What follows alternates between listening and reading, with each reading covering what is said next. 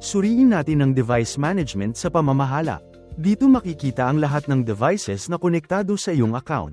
Maaari mong i-activate o lumipat sa ibang device mula sa screen na ito. Maaari ka ring magdagdag ng bagong device dito.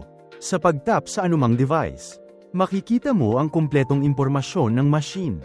Maaari kang maglagay ng custom na pangalan para madaling makilala ang device.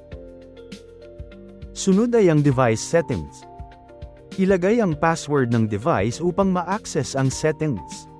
Mula rito, maaari mong baguhin ang password ng device. Ayusin ang oras ng settings. Pagkatapos, kopyahin ang data sa ibang device.